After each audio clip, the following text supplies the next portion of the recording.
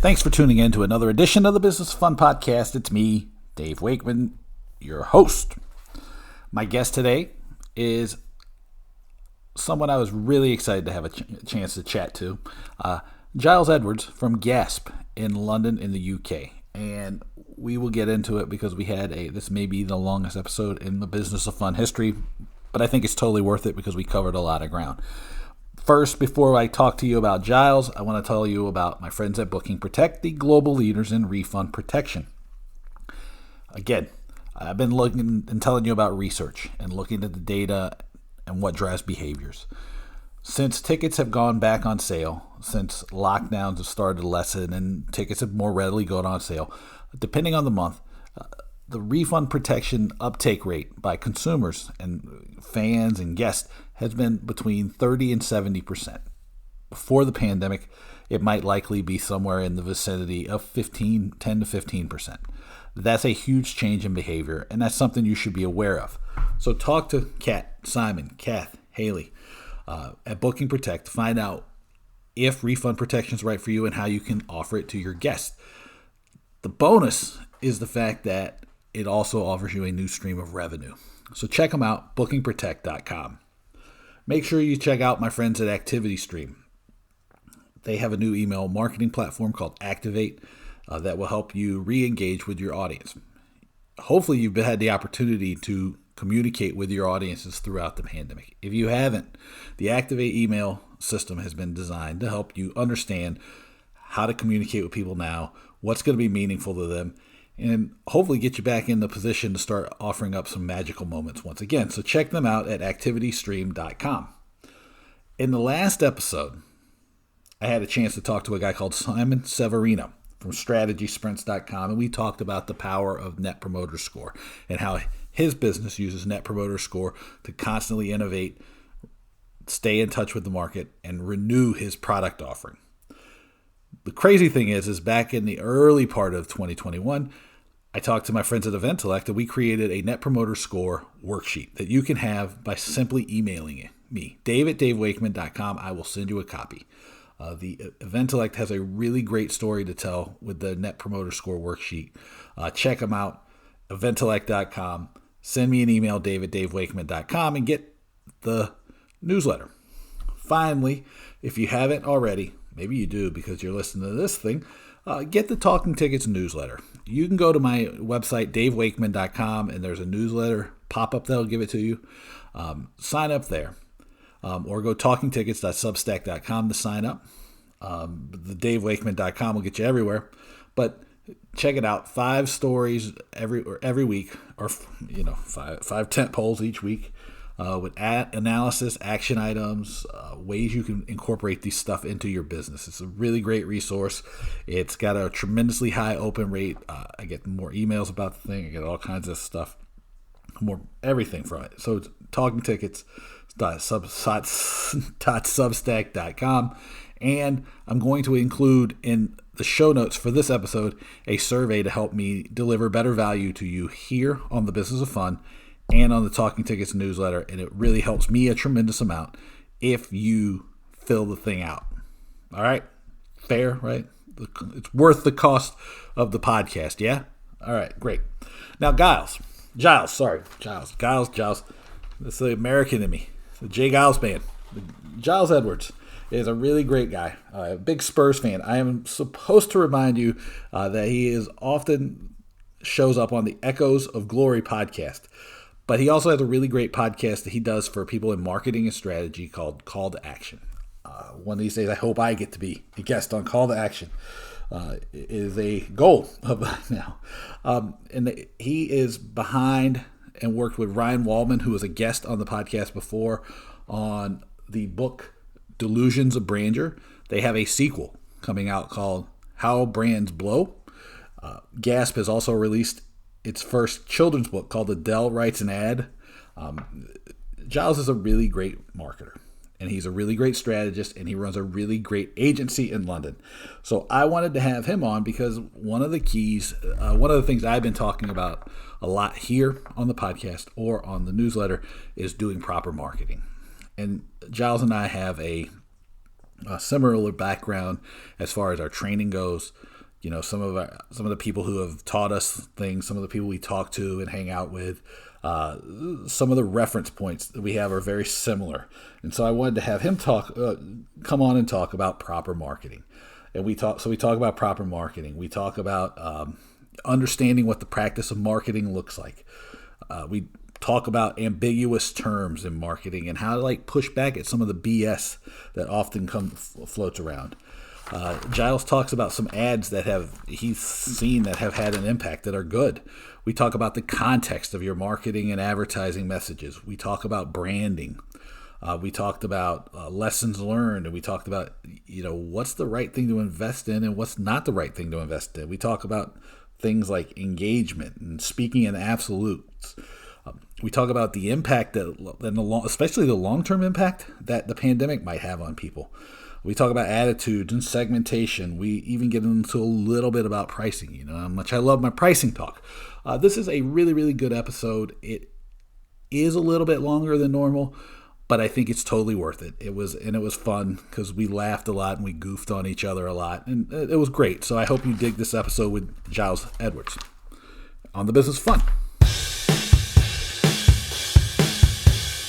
So I want to welcome Giles Edwards from Gasp to the Business of Fun podcast.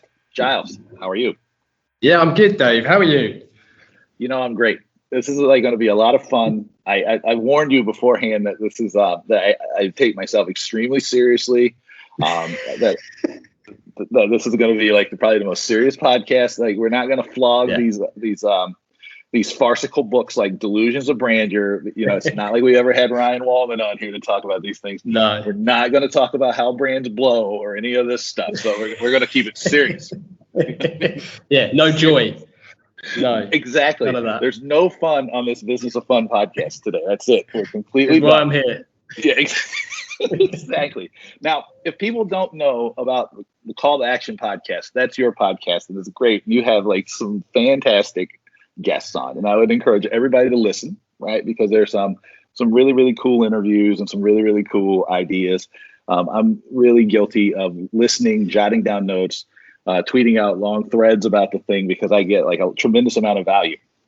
Now that I've blown smoke up your tuchus, I'm going to start out with my own version of 7 quick-fire questions for you to start this out.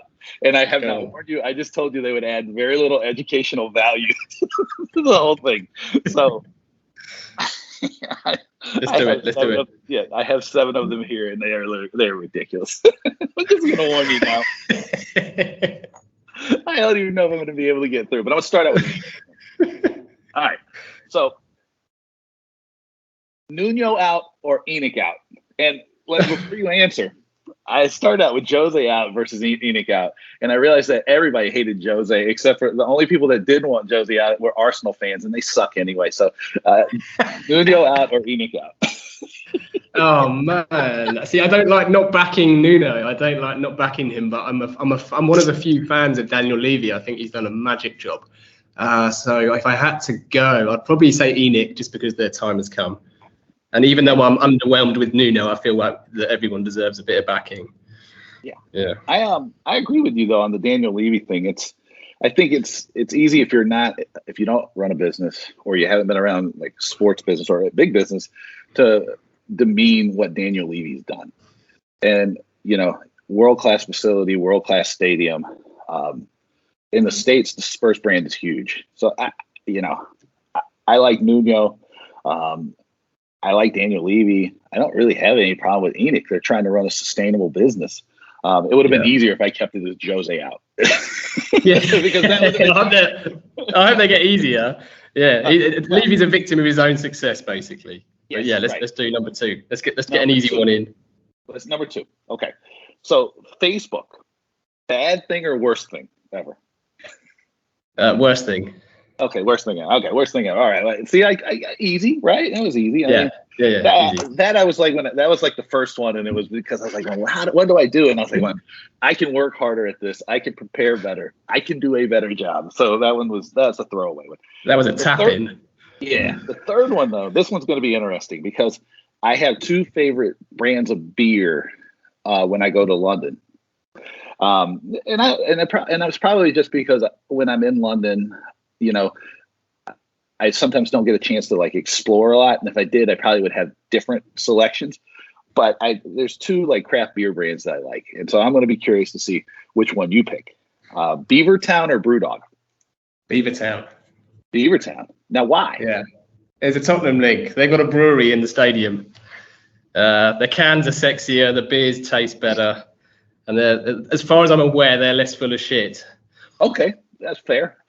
I like them both. The Beavertown branding though is pretty phenomenal, and I've had some really great beers from both of them. I like it because for some reason BrewDog has recognized that when I'm an American that travels to London in the normal times fairly regularly, and I go to their pubs, so then they'll hold stuff aside for me and they'll put stuff away for me. So they're always very nice to me. But I like both of them. So yeah. So the answer is it's a push. Number 4. All right. So this is going to be. I think this is a good one. I definitely have a strong opinion on this because a lot of times if I bring my family over, we will get a VRBO, and so we have a TV and like a washer dryer and everything. And you know, if you have young kids, you know, like your day ends about 8 o'clock, right? So then you get to watch primetime TV in London, which is amazing. By the way, it's a true joy to visit London and watch primetime TV. So the question is, Love Island or I'm a Celebrity, Get Me Out of Here? Oh, no. Can I say both and neither? I'm a sucker. I'm a sucker for TV series like that. I get it. The thing is, I made a very deliberate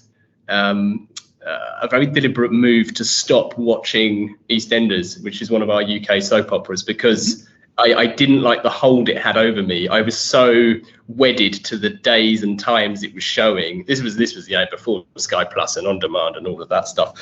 But the truth is, with both of those shows, if I watch the first episode, I'm all in. So I need to avoid it. I feel the same way. You have Celebrity Big Brother. I don't know if you have a regular Big Brother, but every summer I go, I'm not going to watch that show. And I watch the first one. I'm like, where do they get these freaking cast members? And then I'm like, I'm sucked in. And it sucks. It's totally awful. I find it weirdly reassuring, especially Love Island, because I'm one of those horrible people that immediately dislikes people on Love Island, and yet by the end of it, I'm rooting for all of them. I find it reassuring that I can see and hear and speak to, or at least learn and experience someone who I instinctively disagree with and just don't feel like I have anything in common with, and yet find common ground somehow and see the good in them, which is actually probably nothing to do with the Love Island producers. They probably don't realise that that's going on, but it's a good thing. Well, I think it makes me hopeful about just life in general, that I can see somebody and go, I don't have anything in common with them, but then over time I go, they're not a bad person. They're just looking for love in all the wrong places. yeah. I've got apps like them. Yeah. Oh yeah. Exactly right. All right. Here's a tap in before the. Actually, this could be a complicated because question number 6 is going to be. I think really like the best one of the whole time. I think question 6. So question 5 is flake or double decker. Oh. Flake. Yeah, flake, 100%. I think double decker wants to be a flake, but is confused. Okay. But flake is the original. Yeah. I was going for not what my favorite one was, but like what was sort of the consensus of favorite chocolate bars were. I love those Cadbury's with the Oreos in them. And I might only eat one a year, but I love those. Those are my favorite. And I have some people I work with in the UK, and they send me like packages. I was like, because they just know that's like the only thing that like that, and they'll send me Fortnum and Mason's hot mustard. Like, I can get both of those things in the States. I just try not to. You just don't want to pay for it, Dave. I think my real answer is Snickers, but Leo, let's yeah. That's right. I love a regular Mars bar. Because there's something about just like a plain Mars bar. It's like very, very good. All right. Question 6, as promised. Now this is probably Number one, I know it's going to elicit a tremendous amount of replies in like any LinkedIn or Twitter posts or Facebook posts. Well, guaranteed to fill my inbox. Yours, I'll blank out your email so nobody knows how to get you. But Simon Sinek or Gary Vee? What was that? Hitler or Mussolini? Oh my God! I guess we could do. We could throw in like I don't even know if we would throw in Simon Sinek, Gary Vee, or we'd have to throw in somebody that we liked.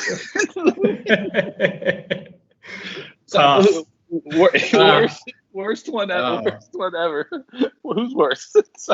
Who's worse? Do you know what? It's a weird thing. I've had conversations, one with a good friend of mine who I know from a tweet that to you today is desperately trying to stitch me up on the Simon Sinek route. Mm-hmm.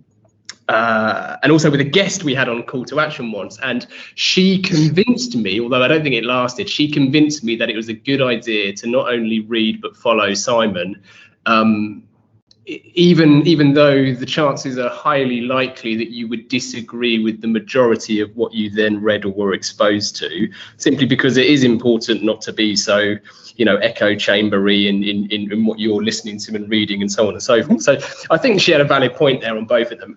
I despise less what they say, but what it means to people who then repeat it.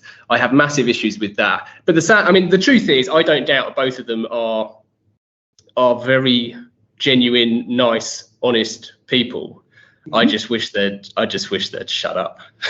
Yes, I think it becomes a hard thing because when I lived in New York, I knew a lot of like the Vaynerchuk people, right? Like around. And they were all incredibly nice people. So I don't have any personal animosity towards anybody. I don't really have the same connection to Simon Sinek. I do find that like you said, it's the people who like spout the stuff without any context or any meaning or anything, because I got mansplained, and the only way to describe it is it was completely mansplained. Start with why during a strategy workshop I was doing recently, and I was just like, what the hell is going on here? I was just like, going, I'm gonna just let you run for a few minutes because what you're saying is making you look like a moron. and I think that it's their ideas might not even be bad if there was like real context around them, or there was like real meaning attached to them. But what happens too often, at least to me, is it becomes so soundbite driven, and the sound bites really don't do them service even if the ideas are valid. Some of the ideas are ridiculous too, though. So, but and they do sound so easy and appealing. The trouble is there's a lot of danger with, say, for example, hustle culture, and we touched on it before we started recording, especially during the pandemic, of that kind of bro culture of you're not hustling hard enough. There's a lot of damage, maybe passively done via a lot of the way that what is said by those guys is interpreted, and I think that's what I have an issue with. It's less so. It's almost like that saying, guns don't kill people, people do. It's almost like they're guns of sorts from a marketing perspective, and people are taking it and using it to make the most ridiculous decisions. Well, and it's good that, like, see, I lied. This is like, I said it was going to have no redeeming value, these quick fire questions, and here we are going to have a serious conversation here. One of the challenges with the hustle culture thing, though, is like, to me, it steals attention away from the bigger structural issues that are going on in like business, in culture, in society, right? Because a lot of the misogyny and a lot of the hustle, a lot of the battle between ageism and all these things, they have fundamental roots in the way that like the economy has been set up over the last 30 or 40 years, the policies, the way that taxes are levied on people, all of these things. And so having people fight about because that's what a lot of the argument in marketing seems to me to boil down to. It's like you have these young people who have not didn't really get a chance to get started. And then by the time they're like 35 or 40, they're shuttled out of the room and their careers are over. So they're scrambling, right? And then you have these people who are over 40 and they've been shuttled out of the room, and like they're just learning their profession by the time you hit 40. And so you have this thing, and really it's a system that it's a sign that the system's broken. Yeah. And but if you keep everybody fighting, they can't really turn their attention to the real problem. And and that's, to me, that's like one of the problems with hustle culture, is that like, hey, look, if we keep fighting, these people who are like crushing it and grinding it and doing all this crap, you can't necessarily turn your attention to what really matters. And that's really where I find it dangerous, because you brainwash people into like, if you're not making 100 pieces of content a day, then you're losing, right? And if you're not, I think, I don't know if you are a friend with her as well, but Zoe Skaman, right? She's like, when people are telling me not to hustle, or like I'm setting a bad example, and I was like, well, I know she's doing it in the right manner, right? Because she goes, this is these opportunities are a limited time, a limited space, because there's been times when I've had a lot that I couldn't do or didn't have a lot, and there'll be times again when I'm not as busy or not as like, and I think the context matters, right? But when you watch these hustle culture creatures, that was a good one, I'm going to use that later, but it's all hustle all the time, right? And there's no context. There's not like the context that Zoe put forth, which is like, hey, look, this is a limited time, and I'd be crazy not to take advantage of some of these opportunities, as opposed to like, if you're not doing it 24/7, 365 days for 75 years, what the fuck are you doing, man? Yeah. And that's my problem with it. Yeah. That's my answer too. So everyone who heard that, just pretend that was me giving that answer. Yeah. But its context is key. It was, yeah. That's a very smart answer you gave, man. First take as well. Exactly. All right, but Zoe's great because Zoe approaches everything with the caveat of, I don't know if this is going to work, but let's try. And that's what I think most marketers need to understand and adopt. Anyone like Gary or Simon who deals in absolutes, stay clear of. That's probably the conclusion there, I think. Well, that's what I really appreciate about Zoe. I mean, there's a lot. I mean, I think the world of her. I think she's great, and I can't wait to get back to London so we can go drinking. Right? Her and Amy Keene, we're gonna do tequila shots. Nice. It was the joke that we were trading the other day. But it's that approach that like everything's an experiment, and like really your business should be like a bit of a laboratory. And I don't know if she says it that way exactly, but that's the way I look at it. Yeah. And she's like, I like it because she pulls stuff from way like out. She'll go to like Eastern cultures and she grabs ideas from like places that a lot of people won't see. And it's I think it's the same for you. It's the same for me, and it's great. It's just there are rules and markers that you can look for, but there are no absolutes, because life is constantly changing, people are constantly changing, the world is constantly changing. But that's neither here nor there, because we have number 7. Number 7, I promise you, will be like picking your favorite child. Easy. Yeah, right, exactly. See, this is why you only have one. I got 2, mate. I got 2. That's what I'm saying. So you're in trouble. I've got 1, so I'm good. But how I've got Annabelle and not Annabelle. Yeah. How brands blow, or delusions of grandeur. Oh man, I mean, Delusions of Grandeur is and was massive, and it's huge, and I adore everything about it and everything that we did together for that book. How Brands Blow is going to be bigger and better and noisier, so it's that's a tough one. Let's go How Brands Blow. Recency bias. We'll just write it off to that. Yeah, we'll do it. Okay. All right. So all right. So now that we got those quick fire questions out of the way, like we'll have a serious. We'll go back to being serious now. The first, I have a strong sensation that this is not going to be at all serious. So it's totally fine. Good. So one thing though that I have been telling people, and I'm like a broken record, and probably what you're going to say, just like we answered that Gary Vee question, you're like, well, that would be the exact same answer I gave. I'm going to ask you a question. I know right now that you're going to give me an answer, and I'm going to be able to go, what Giles said. So you take, with your clients at Gasp, you take people through a process you call proper marketing. And I talk about being a proper marketer all the time. I know that we both steal the proper marketing title or like saying from both of our marketing professors, Mark Ritson, because he's always talking about being a proper marketer. In your definition, the way that you teach people and the way you guide your clients, can you define what proper marketing is? Yeah, I can try, and then you can repeat it but make it better, like the quick bus. So the caveat with proper is we very reluctantly use the term proper marketing, and it's been an observation that I think we've come to in our 12 and a half years of running our little agency of creative misfits and nut jobs, and it's because as a whole we seem to be in the minority of marketing agencies that understand and practice marketing. And that sounds like a really arrogant claim, and it might be an arrogant claim, but it's nonetheless true.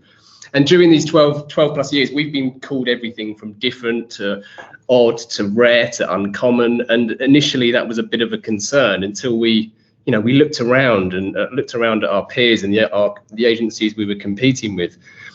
And to us, proper marketing, to overly simplify, is following the 3 key stages that you are also familiar with and practice yourself, which is a diagnosis or research phase, followed by your strategy and ultimately your tactics.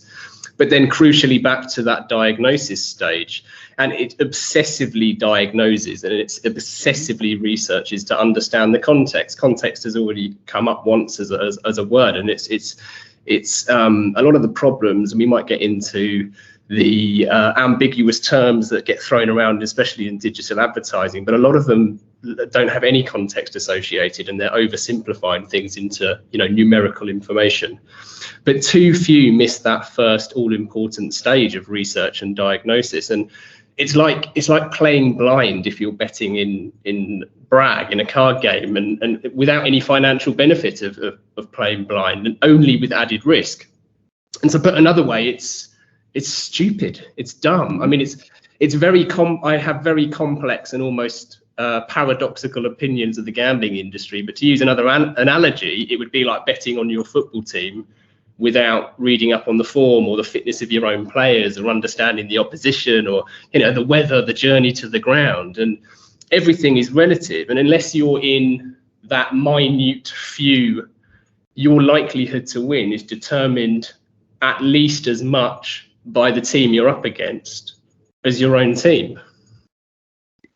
Well, and that applies to football, it applies to horse racing, it applies to brands. And so I think the short answer to your question, really, aside from those 3 key stages, is we research and diagnose, and too few do. They don't understand the context of what they're trying to achieve. They just go in straight to that that stage of communications.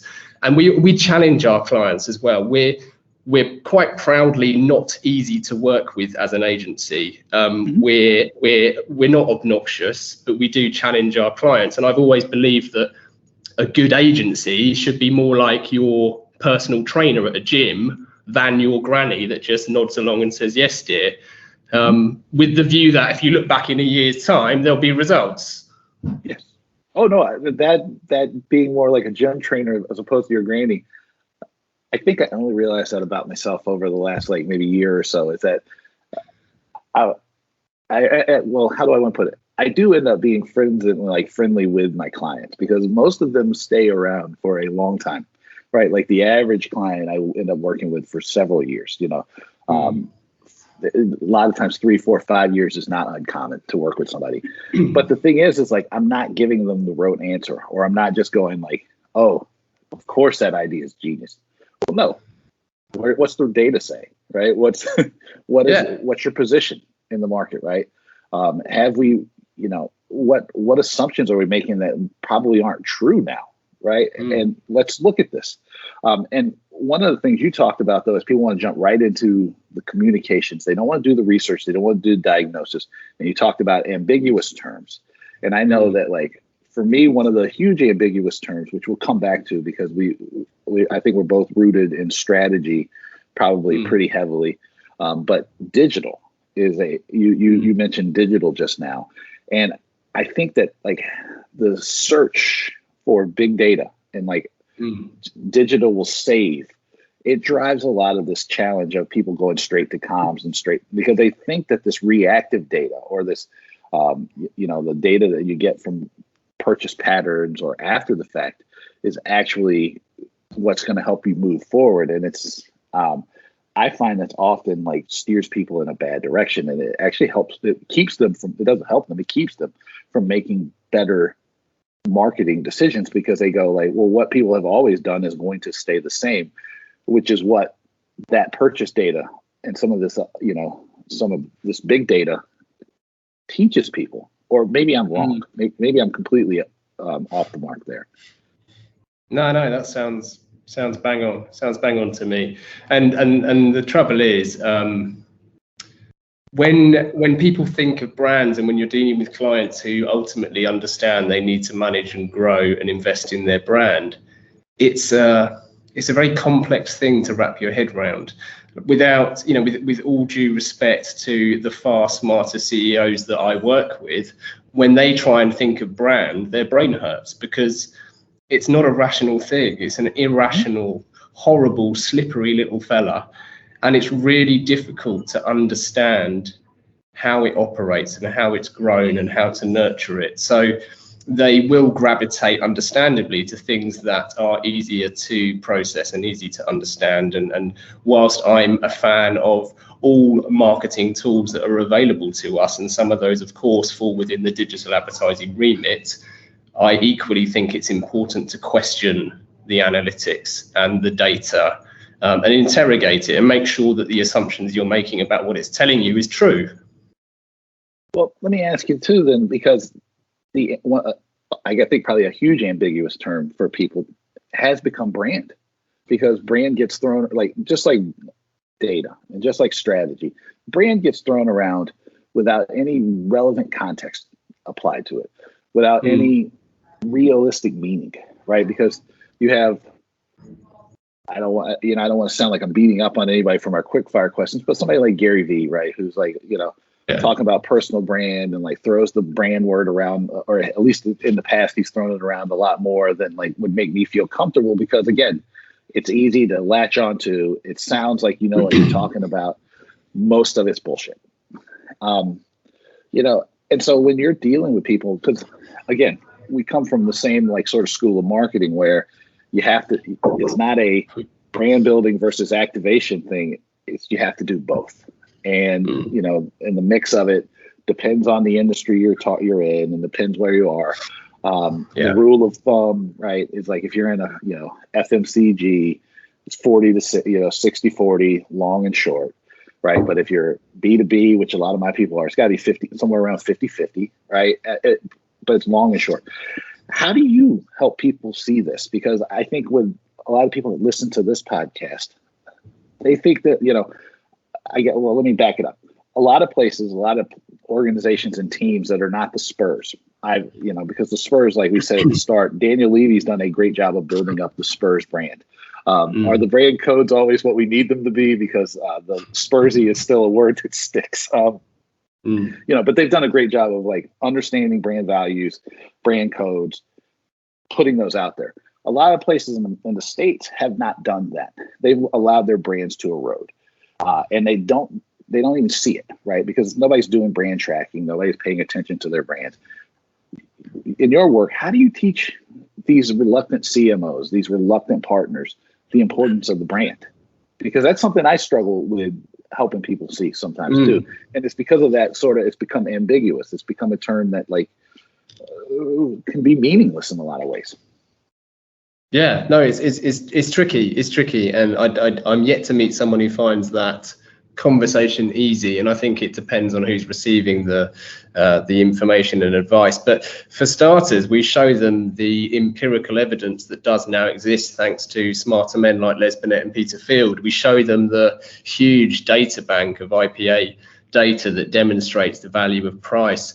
One of the first, if it's needed, one of the first kind of brand 101 type conversations we have with clients is we just we present an axis of brand on one end and commodity on the other, and we talk about the benefits of moving from one to the other. So as an example, commodity might be a bottle of unbranded water, and on the other end of the brand commodity axis, you've got Evian. And with that value, with that badge value, with that brand, you can charge a price premium, you can expect more loyalty, you can expect more repeat purchase. And you can now back that up with data. I think that does go a long way. I think it's too easy to promote the need for brand building at the expense of activation and actually come across like an idiot, come across like one of the marketing colour innerers, if that's even a word, because we don't understand the financial realities of a lot of businesses. So I know you do a lot of B2B. We're probably 80 to 90% B2B client base. And the reality is some of our clients have quarterly targets to hit, and there is real pressure and real need to demonstrate success on a short-term scale, as well as delivering the long-term brand benefits. So we do need to manage that, and we do need to understand all of the pressures that they're under, because they're under huge pressure. Yeah. We typically do a lot. We do research. We don't do brand tracking in the ideal sense and scale of brand tracking, because it's often prohibitive and costly. However, what we do is almost identical in as much as we can get a representative sample of the market, and we can carry out a very relatively simple brand survey. We can demonstrate their funnel data and compare it to the competitors and understand where the gaps are. And 9 times out of 10, if not more, they're not where the CEO or client thinks they are. And a key part of that process is the client understanding that a brand doesn't exist in their office. It doesn't exist in their head. It exists entirely and only by the people who experience the brand, not the marketing director who wants to push out a new campaign, not the CEO who might be a founder or co-founder of the brand. They have an intended brand positioning, of course, and so they should, but ultimately brand is elusive, and it can only exist in the minds of the market, of the people they're trying to target. Yeah. I'll give you a good example, actually, Dave. Sorry to cut you off. A couple of hours ago, I was out with Beth, who works here. She's a colleague of mine, and we walked past a massive HSBC campaign, proudly shouting, "Gender is too fluid for borders." Fine, great. But if you go onto their site and you try and open an account, you're given a very limited option of gender, male or female. And the truth is, the guys who rolled out that campaign for HSBC, with good intentions, probably believed that was now more representative of their brand. But the reality and what people are experiencing when they try to bank with these guys, and what they're now screaming and shouting about on Twitter, quite appropriately and rightly, I would suggest, is that you're saying this, but actually this is the reality. And the reality is the brand, not what HSBC think they're communicating. Yeah, so you've taken a good message and you've made it frustrating for people. And that goes into like this thing about the brand and being in the customer's head, is that there are positive and negative associations. The positive ones add up slowly, right? Yeah. And they take years and years and years to build up. The negative ones to tear your brand down can happen in an instant. And and HSBC, this is a good example, right? They probably spent billions over the last couple, like decade or two, in brand building. Yeah, positive brand associations, and then this one campaign probably will have a negative impact because, London's like a little bit more cognizant of, gender equity, paying attention to this stuff. It'll take a hit, and it doesn't have to be a big hit to like erode significant brand equity. But another interesting thing that you just talked about was you do some research. You do not too much because it becomes difficult, it becomes expensive. So two questions then, because the first is the representative sample. And I tell people all the time, it doesn't matter how much research you do, because if you can get a representative sample, which is easy to come by, in most cases now,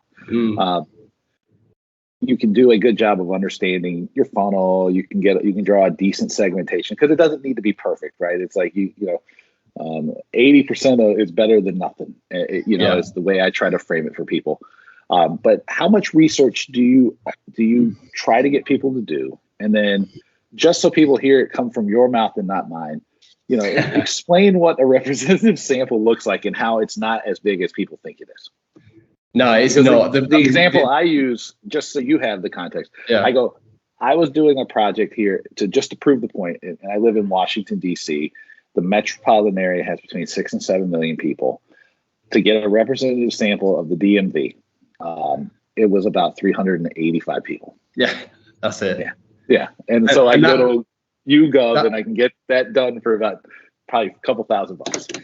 Exactly that. And that's the magic number. That kind of 380, 400 threshold doesn't matter on the size of the market. You've hit that representative sample size. So that is very likely, even if there was this fictional market of every single human being in the world, that would still be around about your 400 number.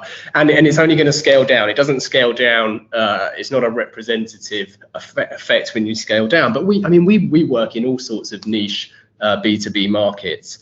And whether it's 150 to that magical 385 number, it is much more achievable than you think. And I'd also echo your point that some is better than none. You can't understand the market. You can't. You can have educated guesses, and I'm a big fan of the value of an educated guess. I don't think we're as honest as we should be about instinct and how we use that as marketers. But you can't know the market without going out there and asking questions. And whether you're doing that in a focus group or whether you're doing that at scale in a survey, it's whatever is achievable within your budget. We will often engage other partner agencies, like YouGov you mentioned. We're a partner agency of theirs. Sometimes the client is already sitting on a vast amount of research, and we just haven't really looked at it. So research is key. Research is key. You need to draw that, you need to paint that picture and understand what's going on. It's also so relative. So again, your brand is that there is so much that you can attempt to control. But again, your brand is at least as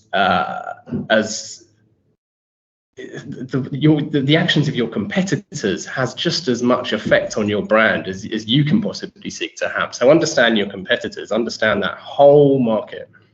Well, that's like a whole nother conversation too, because again, these are normal conversations I have with people all the time, right? And it's about your competitor set. And what I find is that, I'll be generous here. I'll say that 95% of people don't know who their competitors really are, because they're thinking, like, let's say if you're HSBC, and you think that your competitor really would be somebody like Citibank or something, and it might not be, right? Like, if you don't know HSBC, if in the campaign that you listed, their competitor could be something like Coinbase. It could be like digital finance and like Bitcoin. It could be traveler's checks. They still have traveler's checks. I don't know. Yeah. But American Express, remember the classic like American Express traveler's check? Don't leave home without that thing. It could be more Pablo Escobar and digging holes and burying your cash in fields. Right. There could be anything. I mean, we don't know, because the thing about it is, like, if you do your research, you find out like some parts of the world are extremely unbanked, right? But they still have HSBCs, right? And so HSBC might think that like, oh, our competition is whatever it is, but it could be like not doing anything, right? Like most of the time you're fighting the status quo, which is most of the time doing nothing at all. And so like, understand how to deal with that. Most people, they don't know. And it's like 95% of the time, because they haven't done the research. So then they just make an assumption about their competitors. And if you don't know your competitors, it's hard to make a positioning decision. And if you can't make a positioning decision, you can't really convince somebody to purchase from you. At least in my experience, because you don't know if are they picking me because I'm awesome, or are they picking me because Giles sucks, right? I mean, that's it. That's why. Yeah. So, but one thing that we had gone back and forth about over the last couple of weeks as we were setting this up is that you had you've been pretty fortunate to ride out the pandemic so far. less disrupted than a lot of people. And you were giving me some examples of people who continued to deliver on their strategies during the pandemic. Like they just, we set a plan, we had a plan, we set it, we continued to go, right? And a lot of people pulled back. What lessons did you learn from continuing to invest in marketing and advertising to keep delivering on your strategy during the pandemic versus people who pulled back? Yeah, so the pandemic was and is a complete curveball, and I think it would probably be a bit too arrogant and egotistical to claim everyone should have carried on doing just as they were doing. I mean, lives literally at stake, and priorities, understandably, not being your business success. But from a marketing viewpoint only, as I mentioned before, that wiser men like Les Binet and Peter Field have that empirical evidence here. But if we accept that excess share of voice drives market share growth, and we should be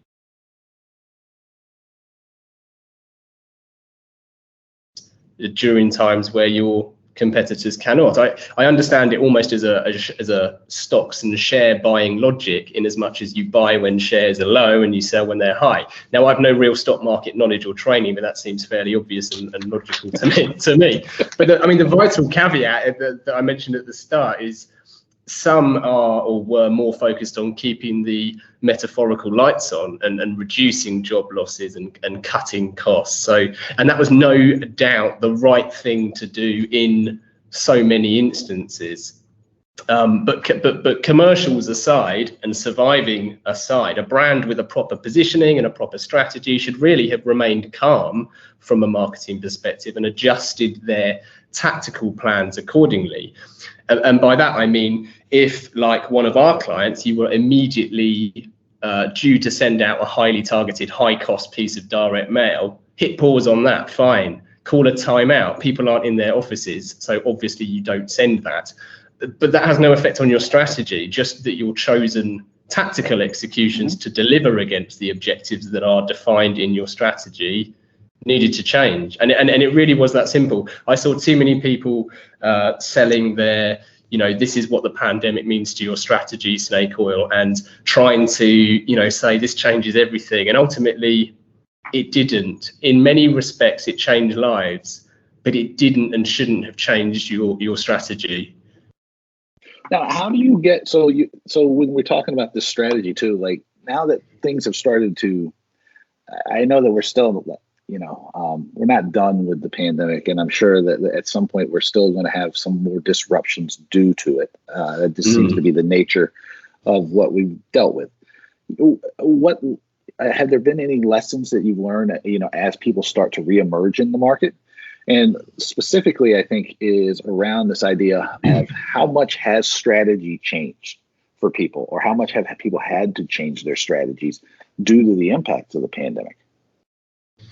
Oh, I mean, that's going to vary hugely by sector, by industry, by age of client, by all sorts of variables and factors.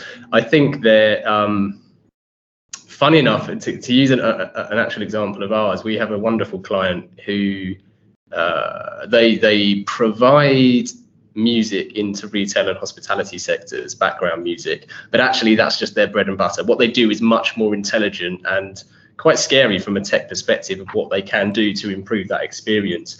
And we found the pandemic for them, they're relatively small player in a very busy marketplace with a huge competitor set. But what we found with them was the pandemic was actually a leveler of sorts, in as much as day one of lockdown, everybody else was in day one of lockdown. Everybody else was shutting bars and restaurants and retail outlets, etc. So we, with our research hats on, decided we would start researching this perceived gap, this perceived experience gap. People who typically would go to their local pub, which is in the UK, as I'm sure you're aware, is very much part of the community in a lot of small towns and villages, if not the cities, and understand how that was affecting them psychologically. So we ran surveys pre-pubs and retail reopening, and then in the aftermath of pubs reopening in the UK, we set out another representative survey and asked the same people who had been back to pubs that weekend, how was it? What did you miss? Were you more anxious? Would it have been improved with music? Would this have, and we really managed to paint a picture. And what that did is it not only gave our client intel, which they could then feed into their own R&D, but we shared it freely with the market, because their target customers, whether it's a Chick-fil-A type store, or whether it's a big retail outlet or a Verizon, they were no doubt anxious about the state of the market and their customers, and we were able to hold up this mirror and say, this is what it looks like.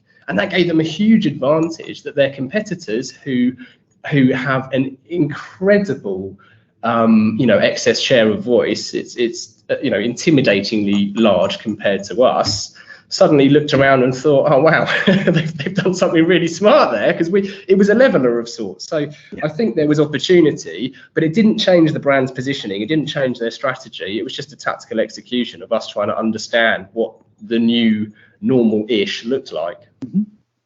Yeah, and what I did some research too with some people, and what we found is that as soon as you imagine it like a rubber band.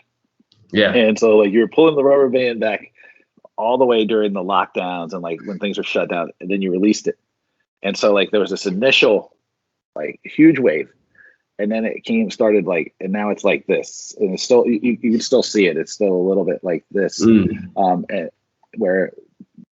it's all contextual. Again, everything's contextual. There'll be big boosts in demand in certain spots, and then there's absolutely nothing because it's switched back to the other side of the curve. And this week would be the center, and it's very interesting because I'll be curious to know what the perception was. The perception here was that everything was going to open up and things were going to go back to being better than normal. It was going to be the greatest, the Roaring '20s all over again, and the greatest thing we've ever seen. And that hasn't been the case. And you talked about the psychology and the behavioral aspects. Those are have been so important, because you have to look at the behaviors, not just what people are telling you, but it's what they're doing. And a strong indicator of whether or not somebody's going to do something going forward has been what have they been doing now, right? And so you see that there's still a huge segment of the population, they're putting off business travel, right? Or they're putting off going out to the pubs, or they're putting off going to the theater, or they're putting off making purchases because people just don't know. It's so I'm curious, is that similar data and like similar experiences that you're seeing, or is it like a different, a different environment altogether?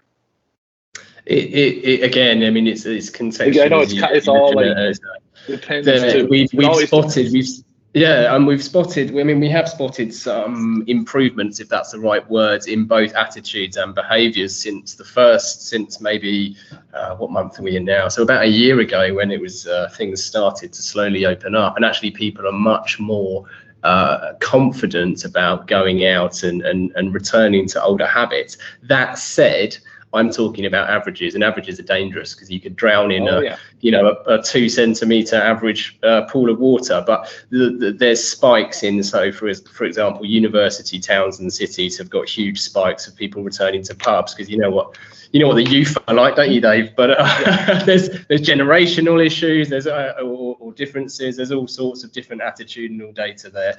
But on the whole, if I can make a broad sweeping statement, things are returning to normal, maybe not quite the Roaring '20s, but they're not as far off as I expected them to be, which I don't believe is a bad thing. I was at the Spurs game last week, and it was packed, and it felt surreal, and it felt strange, and it felt weird, and I was a little bit anxious. But Harry Kane scored a hat-trick, and I soon forgot about that. Yeah. So it was a remedy. The first big game I went to was Game 7 of the 76ers and the Hawks, and it was packed. It was indoors. It was sold out. It was at that point in time when everything was going to be back to normal. Like there was the height of the optimism that like everything was behind us. That was like a little overwhelming. And so when you say that, it's completely, I get it. Now, you talked about this attitudinal thing and returning to normal, and I slipped it in there because, in the notes I made, we were talking about effectiveness and like some of these things.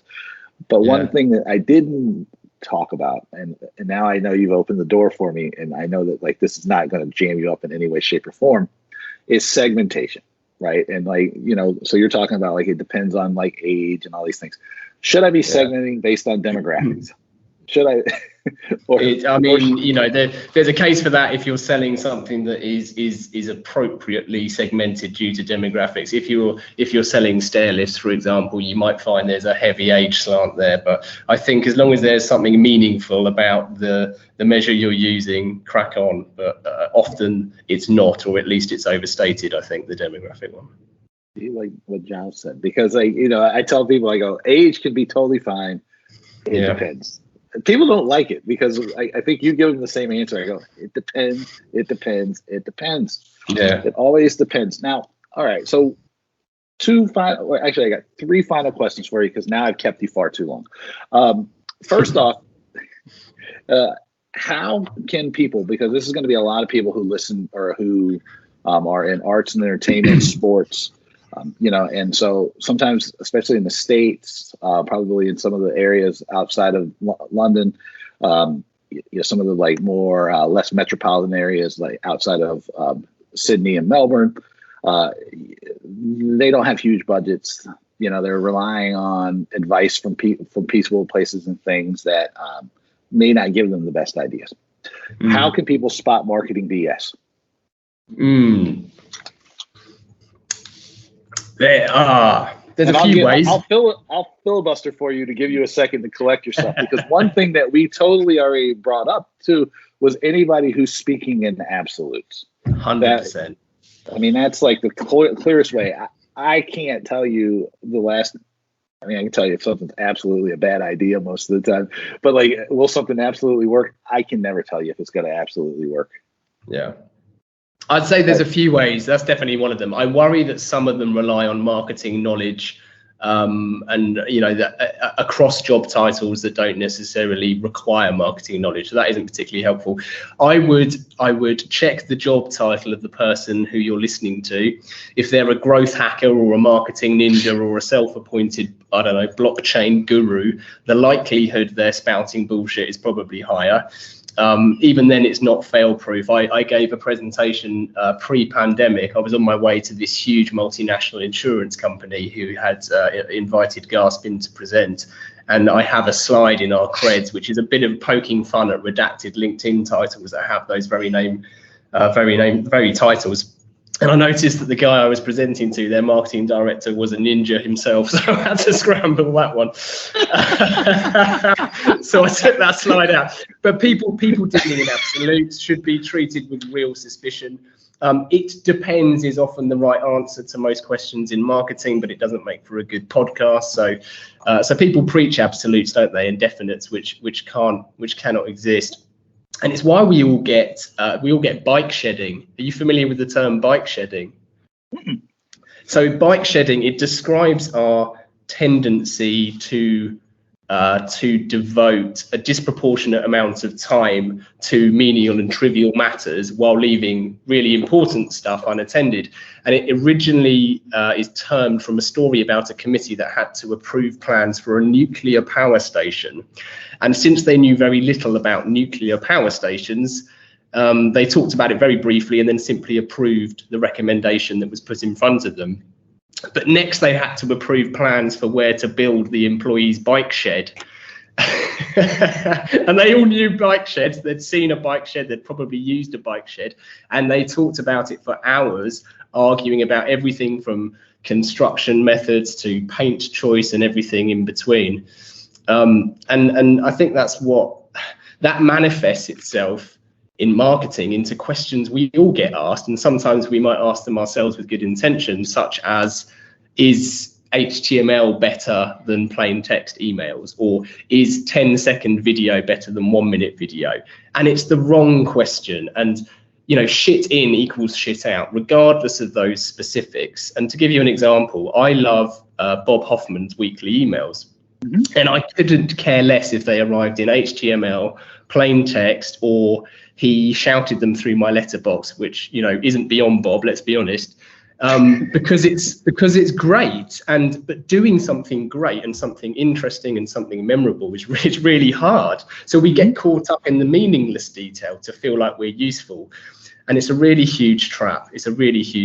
So that's a good point too. You know, because people ask me like, "Oh, why haven't you upgraded like the production or anything around the podcast?" I go, because I don't need to. People listen, they like the thing. The sort of DIY aspect of it, people dig, and I go, it's effective. People listen to it. I see the numbers. If I changed it, you might not listen to it, because then it would be more produced and more, you know, I'm playing with bells and whistles, not giving you something that's useful, that's good. Yeah. It's the same with Bob's email.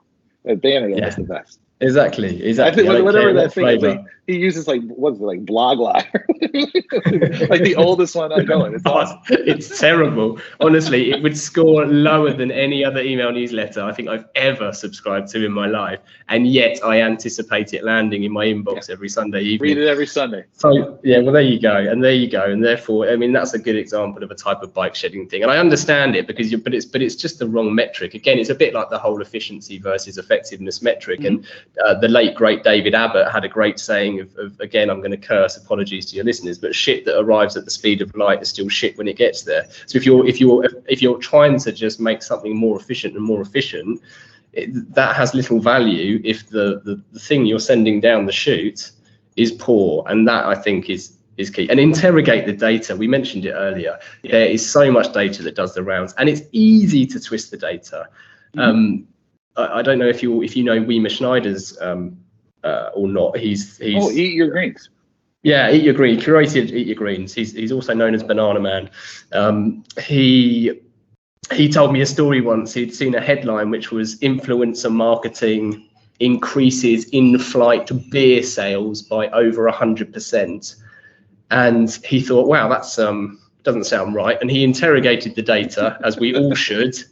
And he discovered it was based on one flight, and it was I think it was a transatlantic flight, and they had engaged an influencer marketing type person, and the campaign that he delivered increased sales of this particular beer, which was on the plane, from 2 cans to 5 cans. so okay, yes, he did, but take it with context, understand the context, interrogate the data, and don't feel bad about questioning it, because out of context, that headline is very misleading. Yeah. All right, then the final one, because now you've talked, well, actually, I'm going to try to work into another favorite shit in, shit out quote, which, but I don't know if I'm going to be able to do it, so I'm going to have to save it for next time. But you talked about the influencer marketing, and one thing that people all the time are like, I get, I don't know how many emails a day about this, and then I always reply with, it depends, is engagement, because people just like have, again, it's the commodification of the whole marketing process. It is the struggle to put strategy before tactics. It is, actually, I can work it in here. It's like Mark Ritson says, we've become so consumed with the pipes that the shit goes into, we forgot to pay attention to what the shit we're making is. And so I got it in there. But nice. Where does how can you tell people that the engagement thing is meaningless unless it's meaningful in a way so they don't hear it from me? Because it's not that engagement is meaningless all the time. It's that it's overweighted in most cases because people don't understand why they're looking for engagement or what they look for the engagement for. It doesn't mean anything because it could mean everything. And that's the trouble with engagement as a metric. It literally could mean everything, every type of engagement you can imagine, and therefore it means nothing. As a metric, it's woolly, it's ambiguous, and it's slippery, and it completely removes context.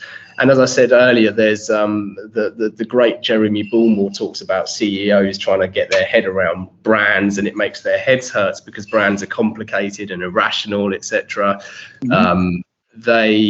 The HSBC example is a good one, but there's real comfort in figures, which is why I think a lot of bike shedding occurs around these types of engagement metrics. So there's comfort in figures, there's comfort in numbers, then hence engagement.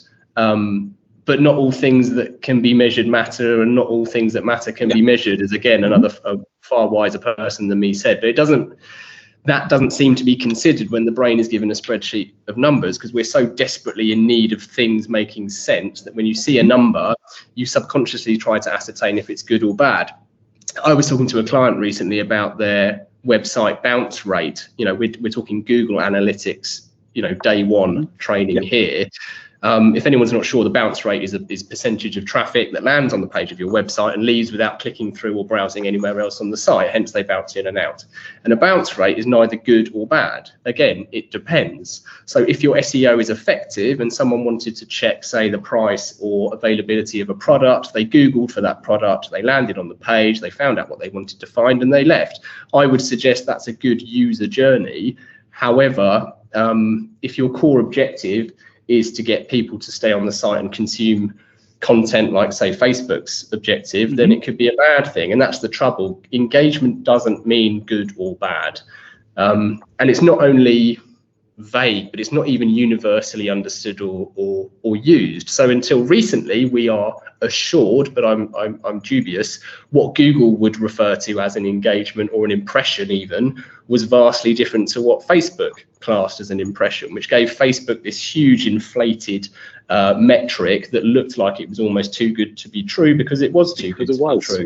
Exactly that. And I think historically the industry used to count an impression as above 50% of an ad is visible for at least 1 second, whereas Facebook classed it as above 0 pixels are visible for above 0 seconds. Now, it doesn't take a genius to work out that that's two very different metrics. And so that vague and ambiguous measure is really, really difficult to treat with any confidence.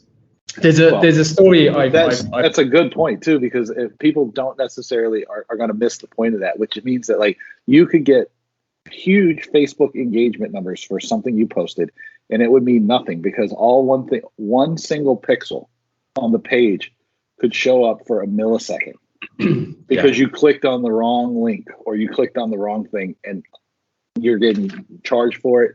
You're getting the impression that your ads are either working or not working, and it's meaningless. And I want people to just recognize that's exactly what that means, because I don't want people, because when you say that Facebook's basically in danger of becoming a fraud machine, it's stuff like this, because it's like so I think it's unethical, but that's for other people to argue.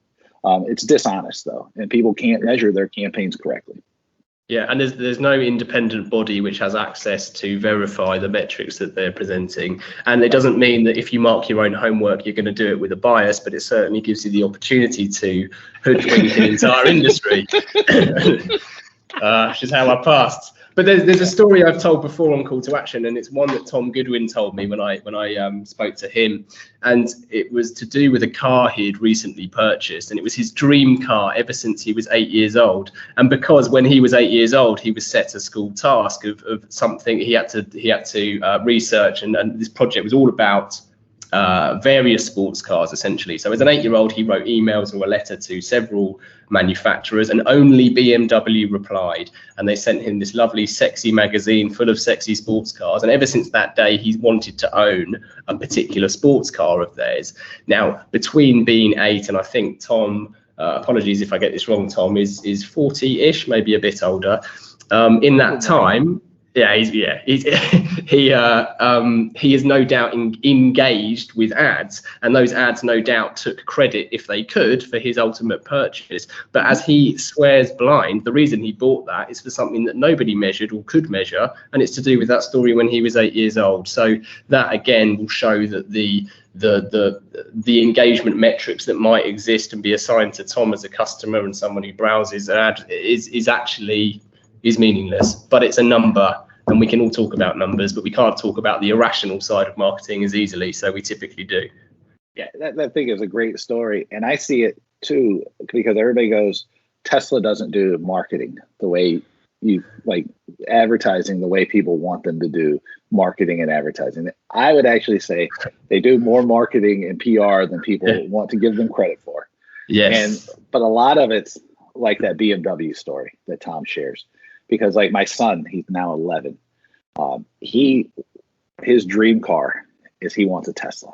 And part of it's like because they learned about electrifying cars in elementary school, and then I have a Tesla and I took it in, and they gave me a little small Model 3 for him because when he was like 9, and so he has it still on his thing. It's the same thing though. It's like it'll never show up, but the thing is like in his mind, he's like, because I'll ask him all the time, and he goes, the Tesla's the best, man. He goes, I just love the Tesla. It's like, and he's 11 now, and he's been saying that for the 3 years, and it's but no ad, no measure would ever capture that. That's bang on. That is bang on, and that could be very easily interpreted as being a trivial thing, but in your son's mind, that was payday. It was most massive. Important thing. Yeah. That's like that brand purpose, or like brand, which is mostly BS anyway. But it's like where the space that most brands take up is like much smaller than people imagine. But like in a case like that, that's one place where it does, right? It's an aspirational thing, and it sticks with people forever. Most of the time, though, nobody cares one way or the other, right? Yeah. And you have to know though, if you have something aspirational like that, which is cases like Australia, the country of Australia has like some of the best ad campaigns in the world, because like everything about Australia feels aspirational, and like they have like some great brand codes that stick in: the kangaroo, the koalas, the Sydney Opera House, the Harbour Bridge, right? The whole deal. And those things stick, and those are brands that do have impact, and you just have to know what these things are. All right, so did you ever see, I must tell you, Dave, because half my family are either Australians or they now reside there, but did you ever see the ad that Veet ran? Veet, I assume, is a brand in the States too, hair removal cream. Okay. That they ran in the national press in Australia on President Obama's inauguration.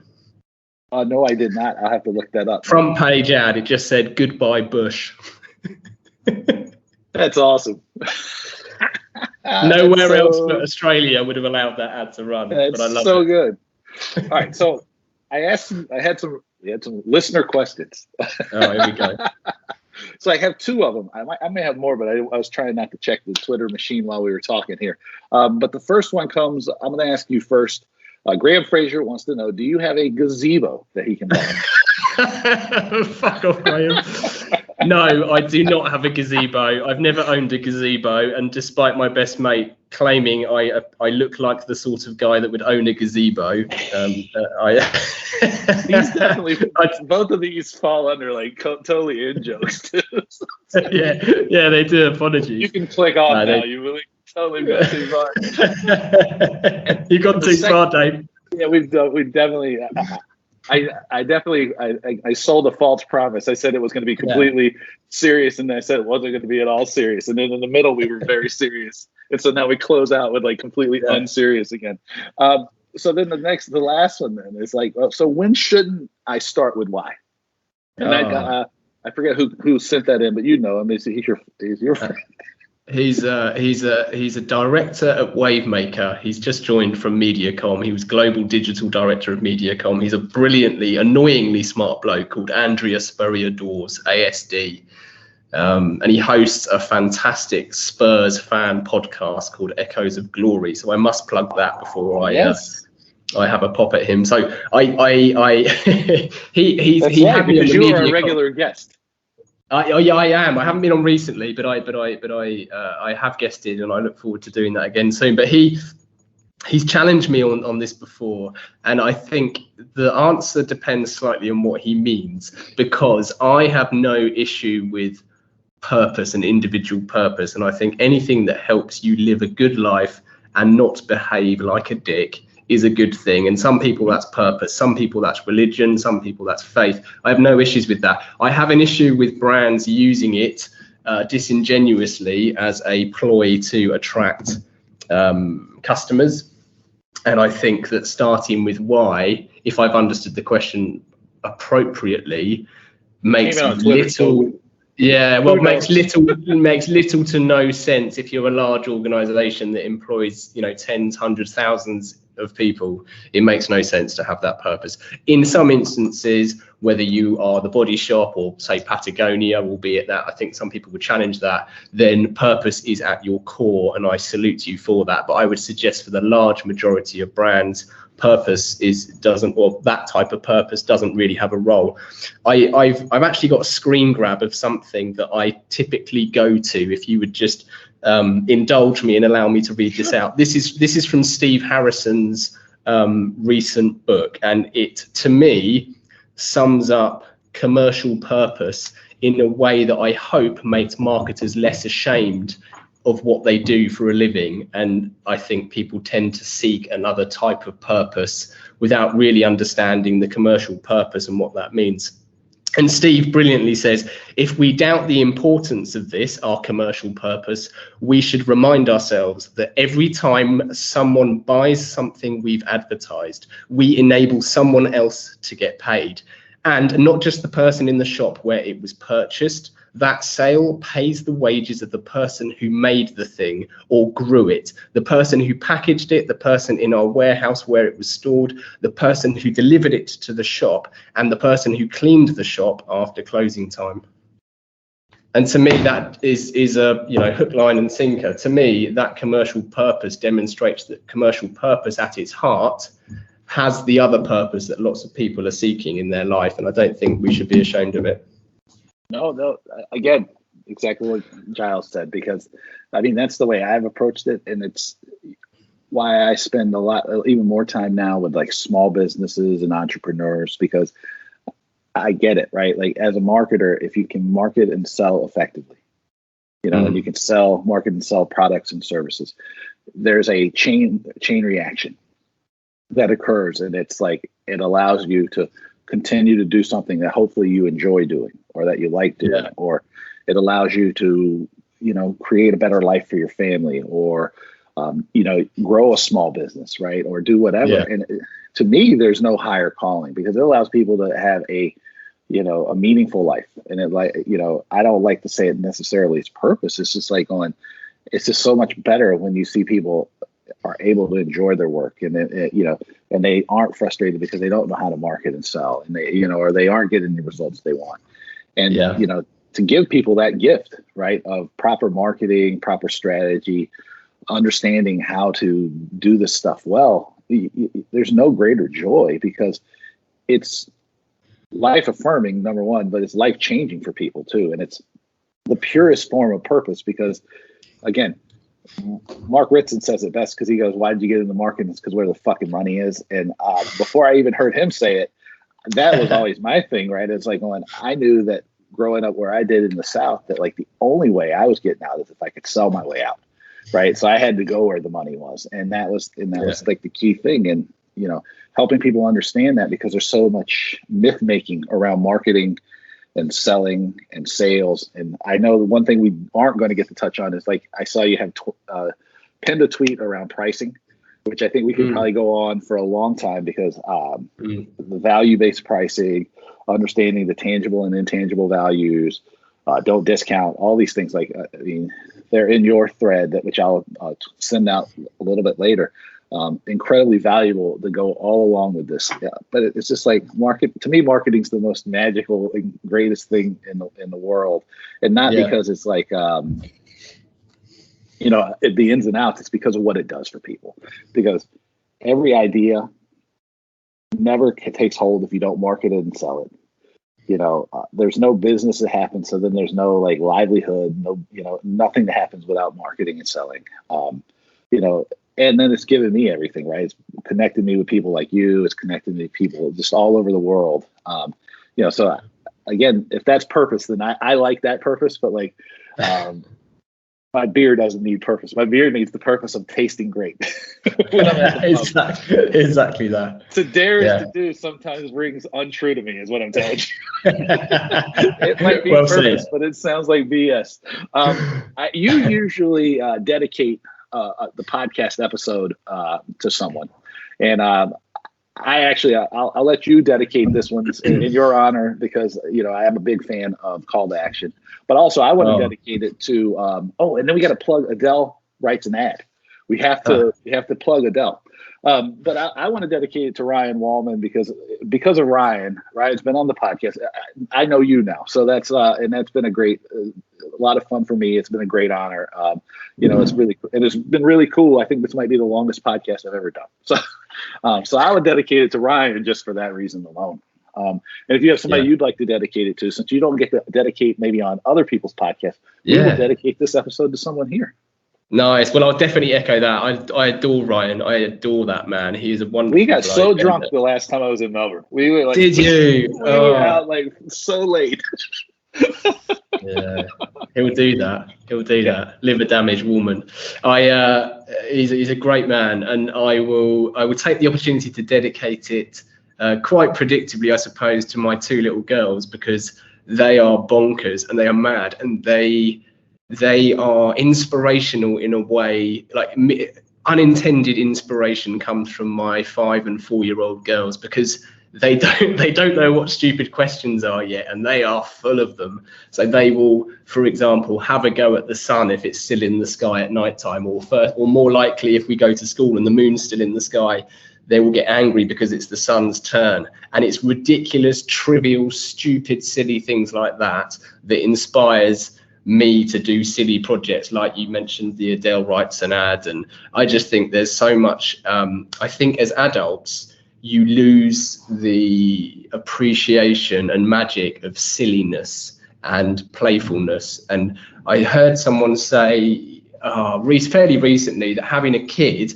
allowed them to be a kid again. And there's so much in that is so valuable that I never anticipated in becoming a dad. So I think I need to dedicate it to them. And Ryan, I will adopt you as one of my children if you are up for it. Yeah. But he has us as his two dads. We'll both adopt him. Let's do it. I think there's a whole lot of people that if you actually ever meet him in person, like the whole world wants to adopt him, because it's like you go out and like you get drunk and like he's as funny in person as you would expect him to be, if not funnier. Yeah. Awesome. Yeah. Well, I want to thank you so much for doing this thing. I had a great time, and I do think it's one we're going to ever have done. Sorry about that. It's me wanging on, isn't it? But thank you, Dave. It's been a real pleasure, mate. A real treat. Well, what did you think of my conversation with Giles Edwards? Let me know. Send me an email. It's dave@davewakeman.com. It was a longer episode, but I hope it was worth it for you. Check out my website, davewakeman.com. Check out gasp4.com so you can find out what Giles is working on. They do some really incredible work. As I mentioned at the start, get the Talking Tickets newsletter. Right? Go to my website. There is a pop-up for newsletters. Get it. Do it now. Every Friday, top stories with analysis, action items, the whole deal. It's great. Check the show notes. Do me a solid. Check those show notes. Fill out that questionnaire. It'll take you about 2 or 3 minutes, if that, to help me deliver better guests, better content, better the whole deal. Right? More of what you need, all of that crap. Okay? All of it. Right? Make sure that you check out my friends at Booking Protect, the global leaders in refund protection. As I mentioned before at the start, since tickets have gone back on sale after the lockdowns, depending on the month, people have been taking up refund protection between 30 and 70% of the time. That is a tremendous increase in acceptance rate and uptake, because it's driven by behavior, and it's driven by the feeling that people want to make sure that they have certainty in their purchases. It's a behavioral change. It's very important to note. Visit them at bookingprotect.com. Reach out, find out how you can offer it. It'll also enable you to create a brand new revenue stream for your organization. So bookingprotect.com, check it out. Check out ActivityStream, activitystream.com. We talked about magic moments. Martin has been on this podcast to talk magic moments more than anyone, I believe, except for maybe Corey Gibbs. But, when you go to college with somebody, that's how it works. ActivityStream.com. Check out the new Activate email marketing platform. One thing I try to tell people is, I hope that you've been able to communicate with your audience throughout the pandemic. If you haven't, you probably really should be doing something as fast as possible now. Activate will help you understand what you can say to re-engage and reconnect with your audience, and how you can move people towards getting back engaged with your products and your tickets and your services so that you can begin to deliver magic moments for them once again. So activitystream.com, it is a tremendous tool.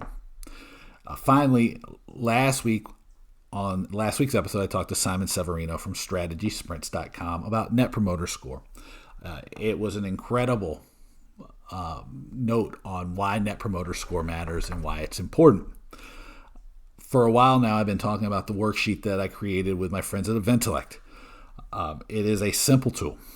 It is one number that can guide your business. It can tell you a lot. If the number is increasing, your business is typically growing.